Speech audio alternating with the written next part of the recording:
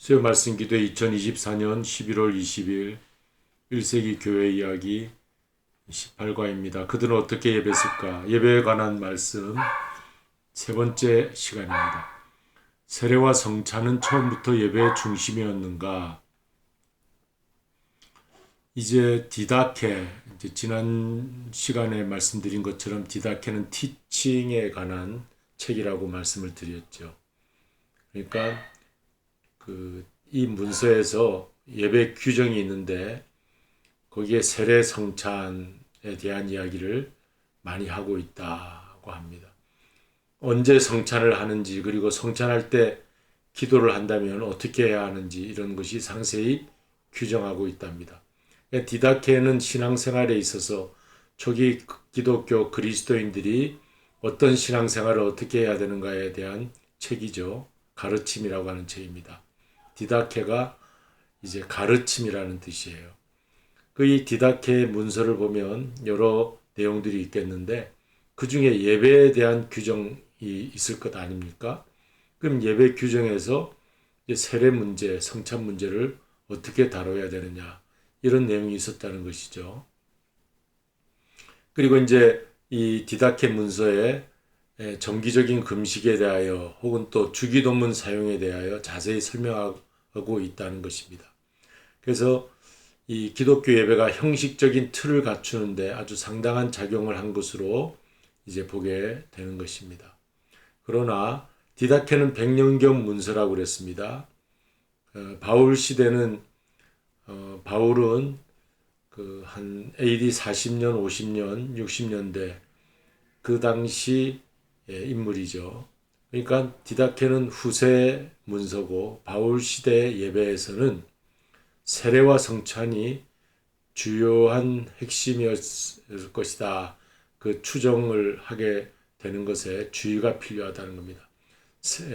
1세기에는 이제 세례 성찬이 성례식으로 자리를 잡게 되었지만, 그러나 그보다 더 초기인 바울 시대, AD 40년, 50년, 60년대를 말합니다. 그런 당시의 예배 때는 세례 성찬이 아직 그 틀을 갖추지 않았을 수도 있다는 것이죠. 이 의미는 십자가와 부활의 의미죠. 죽고 다시 사는 세례, 내 살과 피를 먹고 마시는 의미죠. 성찬. 그러니까 바울 서신에서 세례의 의미, 이런 의미는 굉장히 중요하지만 예배 행위로서의 예전, 세례 행위는 필수는 아닌 듯하다. 우리가 이 사실을 알고 있어야 됩니다. 그래서 바울 초기 교회의 예전으로서 세례와 성찬을 많이 하지는 않았습니다. 고린도전서 1장 16, 17절에 보면 이런 말씀이 있습니다. 내가 또한 스데바나 집 사람에게 세례를 베풀었고 그 외에는 다른 누구에게 세례를 베풀었는지 알지 못하노라. 그리스도께서 나를 보내심은 세례를 베풀게 하려 하심이 아니요 오직 복음을 전하게 하려 하심이로다. 이런 말씀이 있어요. 그러니까 복음이 중요한 것이지 세례가 복음을 앞설 수 없다는 것이죠. 나는 누구에게 세례 받았고 누구는 나에게 세례 주었다는 그런 내용이 고린도 교회에 있었기 때문에 분파가 생겼어요. 그러니까 교회가 하나 되지 못하는 분파가 생기는 것에 대해서 바울은 안타깝게 생각한 것입니다. 그래서 이런 말씀을 하고 있는 거죠. 세례를 준 사람도 있고 주지 않은 사람도 있다. 세례가 중요한 것이 아니라 복음을 전하는 것이 중요하다 하는 말입니다. 우리가 예배 드릴 때도 어떤 예배 행위가 중요한 것이 아니라 그 세례의 의미가 뭐냐, 성찬의 의미가 뭐냐, 이것을 잘 알아야 돼요. 다 아시는 대로 세례는 물속에 잠겼다가 다시 나오는 것처럼 내 옛사람이 죽고 새 사람으로 다시 사는 것을 말합니다. 그러니까 우리의 예배에 있어서 나의 옛사람이 죽고 새 사람으로 다시 사는 예배가 돼야 되는 거죠. 성찬은 뭡니까? 내 살과 피가 이제 예수 그리스도의 살과 피로 대체되는 걸 말하죠. 그러니까 이제는 내가 죽고 내 안에 그리스도가 산다는 그런 의미가 이 세례와 성찬이 되겠습니다. 이 예배에서 이런 예전을 행하는 것보다 더 중요한 것은 십자가와 부활의 복음이다 하는 그런 바울의 강조인 것입니다. 우리 계속해서 보면 성찬에 대한 바울의 입장이 고린도전서 11장에 나오는데, 교회 하나됨에 대해 만약 방해가 된다면, 주의 만찬을 나눌 때 그것이 교회가 서로 하나 되는데 방해된다면 이 성찬, 주의 만찬이라고는 11장에 나옵니다. 이 주의 만찬을 중단해도 된다 하는 그런 뉘앙스가 풍기는 그런 말을 하고 있어요. 본문 말씀 고린도전서 11장 20절 21절 읽겠습니다. 그런즉 너희가 함께 모여서 주의 만찬을 먹을 수 없으니, 성찬을 먹을 수 없으니, 왜? 이는 먹을 때 각각 자기의 만찬을 먼저 갖다 먹음으로 어떤 이는 시장하고 어떤 이는 취함이라 그랬어요. 주의 만찬이 성찬이죠. 성찬을 하는데 먼저 온 사람 먼저 먹고 나중 온 사람 보니까 먹을 게 없어요. 그러니까 서로 이 먹는 문제로 분열이 생겼습니다. 어떤 사람 포도주를 또 이제 예수님의 그 피를 생각하면서 마시는 게 아니라 취할 때까지 마시는 사람이 있었던 모양이에요. 그러니까 이런 일들로 인해서 성찬의 의미가 잘못 해석된다면 차라리 중단해도 좋다 하는 바울의 말.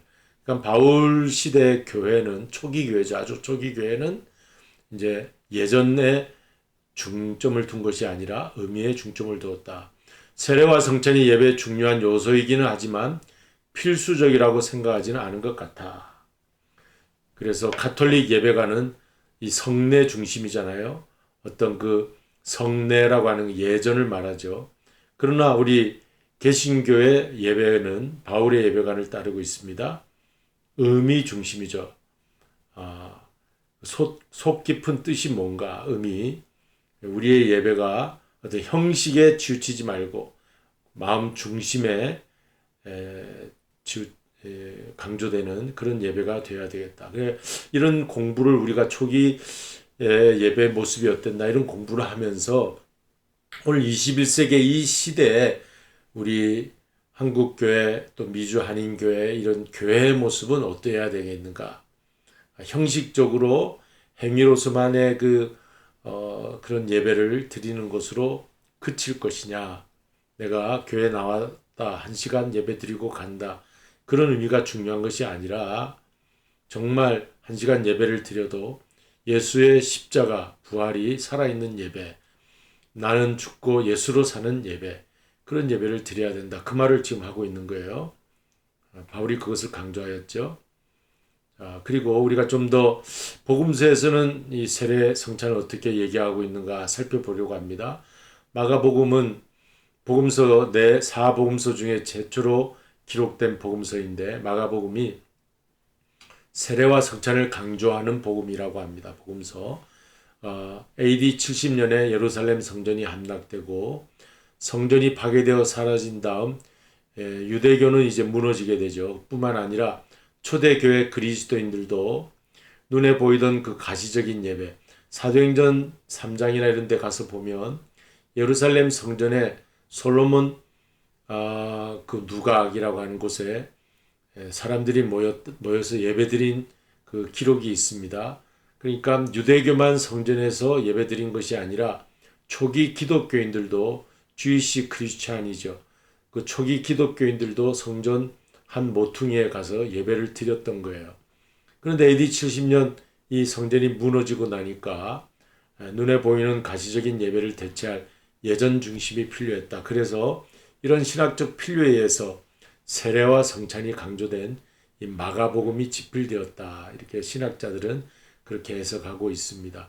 마가복음이 세례와 성찬을 강조하는 반면 또 요한복음이 있어요. 요한복음은 성찬의 의미를 강조하긴 합니다. 요한복음 6장에 보면 나는 하늘에서 내려온 산떡이다. 내 살을 먹고 내 피를 마시라. 이런 말씀이 요한복음 6장에 있죠. 생명의 떡이라는 강조의 말씀이 있어요. 성찬이죠.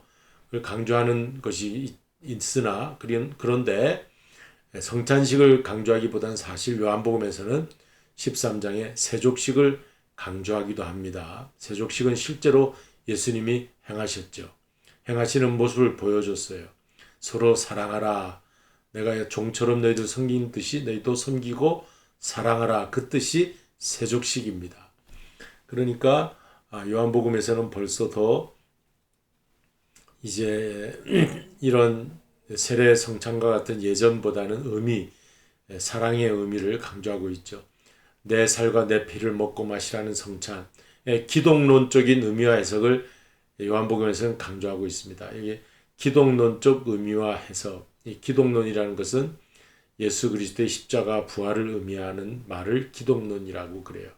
기독론적 의미와 해석을 강조하는 것이지 무슨 어떤 예전을 해라, 어떤 성례전을 해라 이걸 강조하는 것은 아니라는 겁니다. 우리가 개신교 기독교 신앙생활에서 정말 중요하게 생각하는 것은 그 의미 그리고 마음의 변화 이런 것이지 그 행위의 그 예전의 그 형식 이런 것이 중요하지 않다는 것을 말씀하고 있는 것입니다. 그래서 이제 우리 1세기 초기 기독교인들이 드렸던 예배의 결론을 우리가 생각해 보면 오늘 이 결론을 한번 우리 살펴보겠습니다. 예수 그리스도께서 십자가와 부활로 세상을 새롭게 하셨고 새로운 현실이 우리에게 시작되었다. 이제는 십자가와 부활로 새로운 세상이 우리에게 주어졌다. 그러므로 예배는 그 복음, 십자가 복음, 부활 복음을 말합니다. 본질이죠. 복음의 본질. 그 복음을 믿는 자들이 함께 모여드리는 고백의 시간이 되어야 된다. 이런 고백은 없이, 이 믿음의 고백은 없이 형식으로만 교회 어떤 예전에 참여했다 하는 것으로 형식적인 예배가 되어서는 안 되고 참된 의미 있는 고백적인 예배가 되어야 된다. 이것이 오늘 결론이 되겠습니다. 이 성례전이라고 하는 것은 그 복음을 기억시키는 역할, 상기시키는 역할을 하는 것일 뿐입니다. 그래서 나를 기념하라 그랬잖아요. 그 성찬식 식탁보에 보면 십자가가 있고 나를 기념하라 이렇게 기록되어 있죠. 예수님께서 하신 말씀이죠. 이 성찬을 거행하면서 나를 기억하라. 예수님을 기억하는 거죠. 예수님의 십자가와 부활을 기억하는 것이죠. 그러니까 우리의 예배는 세례식을 하거나 성찬식을 할 때 예수님을 만나는 것이 예배의 본질인 줄로 믿습니다. 중요한 것은 기독교의 본질인 복음, 십자가 부활, 이 예수 그리스도 자체, 그분을 예배 중에 만나는 것이에요. 예배 중에 나타나 살아있는 능력으로 그리스도가 우리에게 임재하는 것, 그것이 예배여야 된다. 오늘 우리 교회의 예배가 그러한 예배인지, 그러한 예배로 우리 모든 순서가 흘러가고 있는지 우리가 한번 살펴보고 기도해야 할 부분인 줄로 믿습니다. 이제 복음성가 하늘 향해 걷자 함께 나누십니다.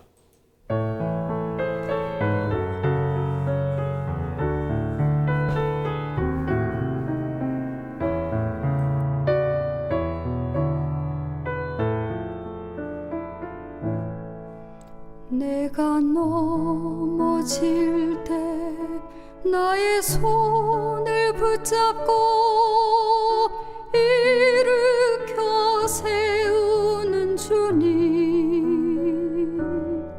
하늘 향해 걸어라 부드러운 음성, 내 마음 문을 두드려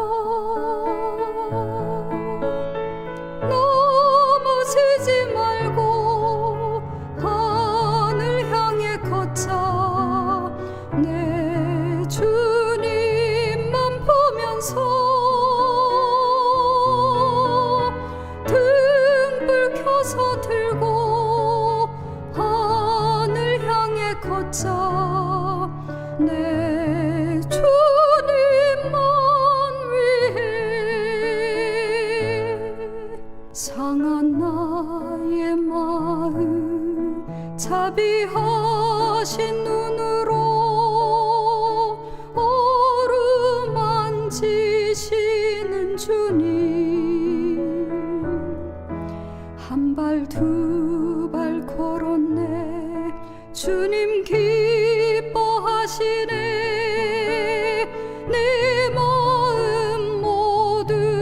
바치리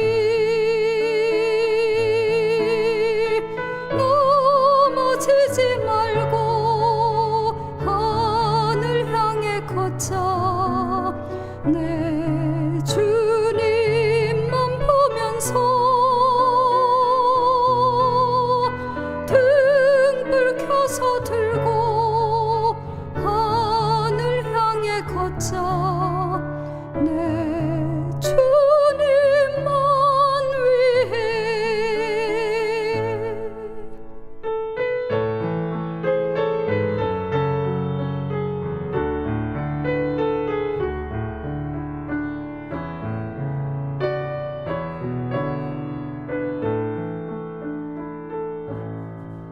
나의 얼룩진 죄 십자가의 피로써 깨끗게 하시는 주님 모든 쾌락 버리고 나를 따르라 나의 죄 모두 씻겨내 넘어지지 말고 하늘 향해 걷자 내 주님만 보면서 등불 켜서 들고 하늘 향해 걷자 내 주님만 위해